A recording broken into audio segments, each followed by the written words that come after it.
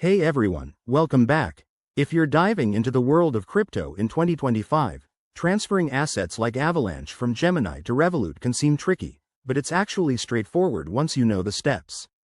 Today, I'll walk you through the entire process so you can move your Avalanche securely and efficiently. Why do this? Well, Revolut offers easy access to your funds for spending or trading, while Gemini is great for buying and holding. Let's get started. First things first, make sure you have everything set up. You'll need an active account on both Gemini and Revolut. If you haven't already, enable crypto features on Revolut. It's quick and usually found in the app's settings. Also, double-check that you have some Avalanche, AVAX, tokens in your Gemini wallet.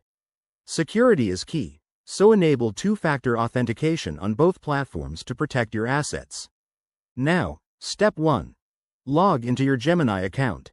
Head over to the dashboard and find your Avalanche balance. Click on Withdraw next to AVAX. You'll need to enter the wallet address from Revolut, so open the Revolut app, go to your crypto section, select Avalanche, and copy the wallet address. Paste that into Gemini's withdrawal form. Don't forget to specify the amount you want to transfer. Start small if you're new to this. Step 2. Review the details carefully.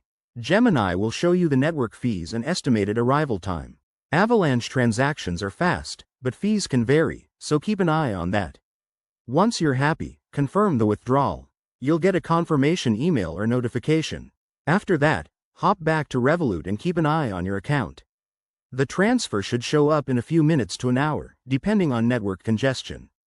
If it doesn't arrive, check your transaction history on Gemini or contact support. Finally, once it's in Revolut, you can use it for payments, conversions, or even staking if available. Remember, always stay vigilant against scams. Never share your private keys. Thanks for watching. If this helped, give it a like, subscribe for more crypto tips, and let me know in the comments if you have questions. See you next time.